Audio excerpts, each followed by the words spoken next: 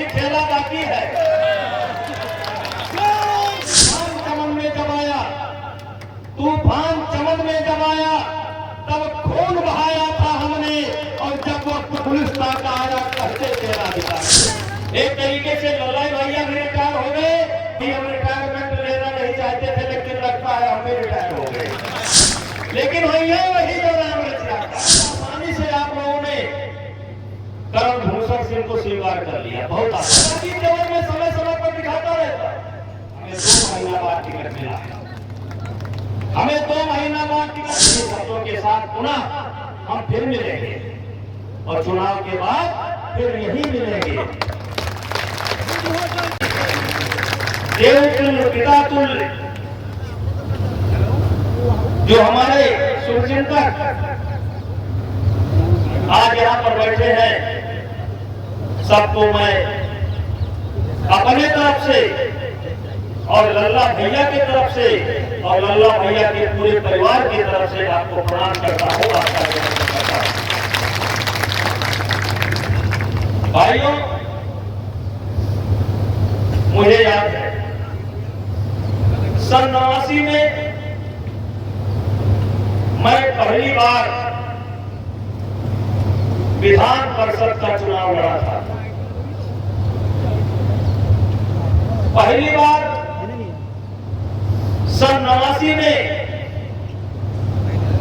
हम लल्ला भैया के इस कोठी पर हाजिर हुए थे और विधान परिषद के चुनाव में इनका सहयोग मांगा था। उस समय ये एमएलए हो चुके थे, उसके पहले ये एमएलए हो चुके थे, और इस क्षेत्र की जनता स्वतः एमएलए बना चुकी थी। जबकि जो लड़ाई थी वो एक तरीके से बच्चों के बीच में, एक तरफ कुछ बच्चे थे और कुछ बुजुर्ग लेकर चलने का काम करते थे, और एक तरफ पूरी सेना की सेना थी। ये राममूर्ति सिंह जी उसकी अगुवाई कर रहे थे, और उस समय लल्ला भैया की ठीक से उम्र भी पूरी नहीं हुई थी। अपने खर्चे पर, अपने पर्चे पर इस क्षेत्र की जनता ने इसको विधायक बना दिया था।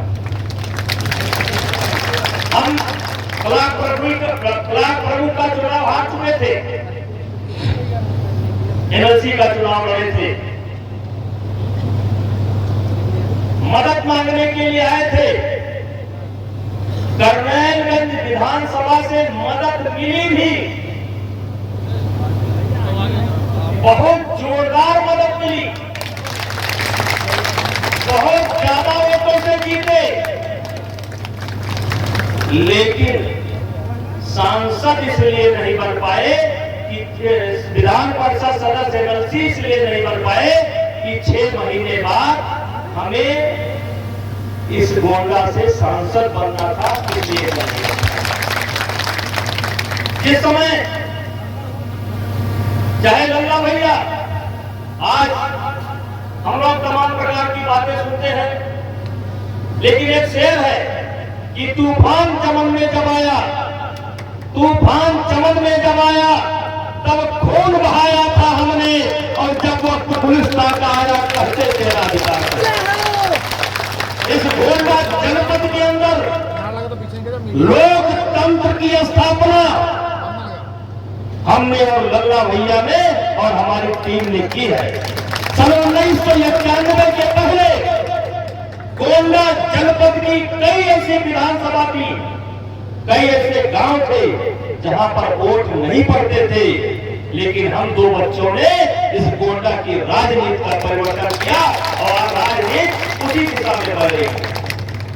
हमारा इनका कोई नया संबंध नहीं है, हमारे 89 के पहले का भी संबंध है, इनके संबंध के पहले इनके पिताजी से मेरा संबंध है, और आज भी हम लोगों का संबंध कायम है। लेकिन भाइयों, आज आप सब लोग भली भांति जानते हैं, एक तरीके से लल्लाई भैया भी रिटायर हो गए, और अभी हम रिटायरमेंट लेना नहीं चाहते थे, लेकिन लगता है हम भी रिटायर हो गए। लेकिन भैया वही जो राम रचा था। जय श्री राम। अभी खेला बाकी है, अभी खेला बाकी है।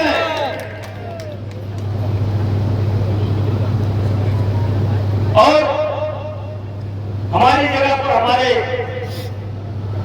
पुत्र कर्मवीर सिंह को टिकट मिला है।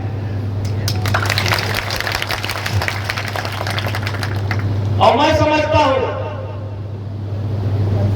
बहुत आसानी से आप लोगों ने कर्मभूषण सिंह को स्वीकार कर लिया, बहुत आसानी से। नौजवानों में तो समझ में आती है कि नौजवानों को नौजवान मिल जाए, कंधे पर हाथ रखकर चलने वाला मिल जाए, हंसी मजाक करने वाला मिल जाए, लेकिन बुजुर्गों से ये उम्मीद नहीं थी कि इतना जल्दी सरेंडर कर जाएगी।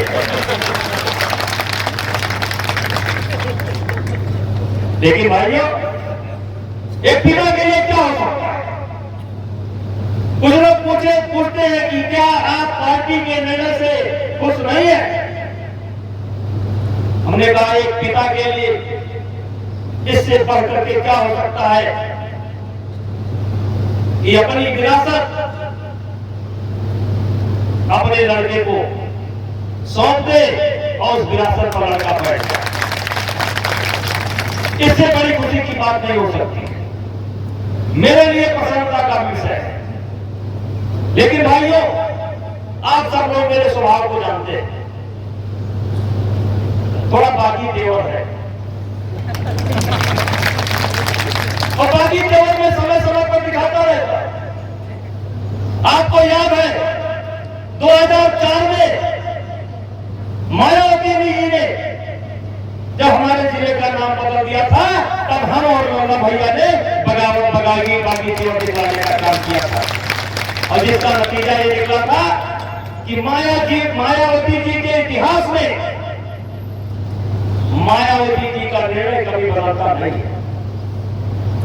इतिहास में पहला निर्णय है जो उनको बदलना पड़ा, और उसके लिए हम लोगों ने, गोंडा की जनता ने, हमने, लल्ला भैया ने सब मिलकर के विरोध कर दिया। और याद करना चाहते हैं इस देश के उस समय के प्रधानमंत्री अटल बिहारी वाजपेयी को धन्यवाद देना चाहते हैं, जिन्होंने हमारी पीड़ा को सुनते ही 1 मिनट के अंदर फोन मिला करके कहा, मुख्यमंत्री जी आपने गोंडा का नाम बदल दिया है। हमारे सांसद ब्रजभूषण सिंह नहीं चाहते हैं कि नाम बदला जाए, वैसे वहां की जनता भी नहीं चाहती है कि नाम बदला जाए। आप इस नाम को रोक दीजिए। मेरे भाइयों, इतिहास की ये पहली घटना है जिसने मायावती ने अपना निर्णय बदला हो, उसके लिए दिवस किया है। तो केवल गोंडा के लोगों ने दिवस किया है, मायावती को दिवस किया है अपना फैसला बदलने के। बाकी जेल भी हुए नाथ हित मोरा, करम सो देवदास में तोरा, और कौन सो काज कठिन जगमाही, जो नहीं हुआ पाप तुम पाही। तो सब कुछ आपके हाथ में है, संभव है, और आप कर भी रहे हैं। कल मैं बेलसर ब्लॉक में बूथ सम्मेलन चल रहा था, मैं चला गया। हमारे पड़ोस के पूर्व सांसद, वर्तमान में एमएलसी, पार्टी में उपाध्यक्ष पदम सिंह चौधरी जी आए थे। उन्होंने कहा यहां बूथ अध्यक्षों की संख्या कम दिखाई पड़ रही है, यहां पर तैयारी कम है, इस तैयारी से कैसे चुनाव लड़ोगे? और वो कमी पर कमी निकालते रहे। मैं जब खड़ा हुआ तो मैंने उनसे कहा कि पदम सेन जी, यहां केवल 11 पन्ना प्रमुख चुनाव नहीं लड़ रहे हैं, पूरे गांव का गांव पन्ना प्रमुख बन चुका है। यहां केवल 11 पन्ना प्रमुख चुनाव नहीं लड़ते हैं, गांव का गांव पन्ना प्रमुख बन चुका है। और हमने ये भी कहा हमने कहा कि अगर आपको लगता है कि तैयारी कम है या किसी को लगता है कि तरफगंज की तैयारी कम है, कटरा की तैयारी कम है, करनालगंज की तैयारी कम है, हमारे कार्यकर्ताओं पर अगर किसी को संदेह है तो मैं उनसे कहना चाहता हूं, और मैंने उनसे कहा मैं दो लोकसभाओं को छोड़ता हूं, एक बनारस को छोड़ता हूं,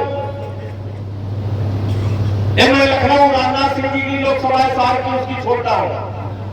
उसके अलावा जितना वोट का अंतर तरफगंज में रहने वाला है, जितना वोट का अंतर करनालगंज में रहने वाला है, जितना वोट का अंतर कटरा में रहने वाला है, इतना अंतर प्रदेश की किसी भी विधानसभा में नहीं होगा। हमने कहा शर्त लगाइए, आप अपनी सैलरी की शर्त लगाइए, मैं अपनी पेंशन की शर्त लगाता हूं। और भाइयों मुझे इस बात का गर्व है, जब लोग कहते हैं तैयारी नहीं है, समय नहीं है, तैयारी इतनी है आपने कर रखी है। आप बहुत चुनाव देख चुके हैं, करनालगंज की जनता बहुत चुनाव देख चुकी है, कैसरगंज लोकसभा के लोग भी बहुत चुनाव देख चुके हैं। जब रिजल्ट आएगा पूरे प्रदेश का तो विधानसभा मार मिला लीजिएगा, करनालगंज जैसी विधानसभा नहीं मिलेगी, नहीं मिलेगी, नहीं मिलेगी। कटरा जैसी विधानसभा नहीं मिलेगी, नहीं मिलेगी, नहीं मिलेगी। और तरफगंज जहां इनका ननियाऊ है, इनके ननिहाल जैसी विधानसभा भी नहीं मिलेगी, नहीं मिलेगी, नहीं मिलेगी। इसलिए भाइयों पुनः मैं आप सब लोगों का अभिनंदन करता हूं और आपको धन्यवाद देता हूं कि आपने लल्ला भैया के बुलाए पर, इन हमारे दोनों बच्चों के बुलावे पर आप आए, आपने मेरा हौसला बढ़ाया, आपने इन बच्चों का हौसला बढ़ाया, आपने लल्ला भैया का हौसला बढ़ाया और आपने पूरे भारतीय जनता पार्टी का हौसला बढ़ाया। इसलिए हम आपको अपने तरफ से धन्यवाद देते हैं और बधाई देते हैं। लेकिन तट पर बैठ लहर गिरने से नौका पार नहीं होती। नदी के किनारे बैठकर नौका पार हो जाएगी सुखपाल सिंह, इसका इंतजार करने से नौका पार नहीं होती। माझी तुझे चीरनी होगी बढ़कर तूफानों की साथी। हमें 2 महीना बाद टिकट मिला है, हमें 2 महीना बाद टिकट मिला है। 2 महीना हमारा कामकाज पीछे है। अब आप लोगों से आग्रह है, अब गांव की ओर चलिए, वोटर लिस्ट पकड़िए, देखिए किसके पास वोट डालने का आधार कार्ड है, पर्चा है, पर्ची है, जितने ऑप्शन दिए गए हैं कि नहीं है। अब इसको पकड़ने की जरूरत है, क्योंकि कई मीडिया के बंधुओं से हमने कहा है कि बड़ी जीत उत्तर प्रदेश में होगी। बनारस को हम चैलेंज नहीं करते, लखनऊ को हम चैलेंज नहीं करते, कैसरगंज लोकसभा के लोग बनारस लोकसभा के लोगों को चैलेंज नहीं करते, लखनऊ की लोकसभा को चैलेंज नहीं करते, बाकी हम सबको चैलेंज करते हैं कि कैसरगंज का स्थान सबसे ऊपर होगा और ये काम आपके सहयोग से होगा। और इन्हीं शब्दों के साथ पुनः हम फिर मिलेंगे और चुनाव के बाद फिर यही मिलेंगे, यही मिलेंगे। और इन्हीं शब्दों के साथ आप सभी लोगों को बहुत बहुत धन्यवाद। जय हिंद, जय भारत, जय श्री राम, जय श्री राम, जय श्री राम। माता की। मतलब क्या है इससे? आता हटाओ तक मुझे कर दो। क्या मैं रिटायर हो गया हूँ? हैं? अभी इतना फिट हूँ तो कुछ खेल नहीं करूँगा? कैसा खेला होने वाला है? कैसा खेला होने वाला है? वॉलीबॉल का टूर्नामेंट कराएंगे। नेताजी आप तो कुश्ती के शौकीन है, फिर वॉलीबॉल खेलने लगेंगे। चलिए और बढ़िए। अच्छा, अभी शर्त आपने लगाया कि एक तरफ मेरा पेंशन और दूसरी तरफ सैलरी, किससे लगाया था? पदम सेन जी से कुछ बातचीत चल रही थी। तेवर होने वाला है, आप कह रहे थे बागी देखिए मैंने कहा, देखिए मैं तो सच्चाई बोलता रहता हूँ समय समय पर। अब आपके समझ में नहीं आता तो मैं क्या करूँ, मैं तो समय समय पर बोलता रहता हूँ और सच्चाई जो होती है वो बोलता रहता हूँ। आपका नेता कौन है फिर? हैं? आपका नेता कौन है? हमारे नेता मोदी जी है, तो योगी जी नहीं है? हमारे मुख्यमंत्री हैं। योगी नहीं, नेता किसको मानते हैं? योगी जी क्या है? हमारे नेता मोदी जी हैं, तो योगी जी क्या है? हमारे मुख्यमंत्री हैं। 4 जून लख बजे आ जाएगा, 4:30 बजे आ जाएगा। आज अरविंद जवाब मिल गई अरविंद केजरीवाल को, चुनाव प्रचार करेंगे, बोले हैं कि सत्य की जीत हुई है। कोर्ट ने उनको दिया है। आज कन्नौज में राहुल और अखिलेश एक साथ जनसभा की, क्या देखते हैं, कैसा कितना असर डाल पाएंगे? वो अपने गठबंधन का प्रचार कर रहे हैं, उनका धर्म करना चाहिए।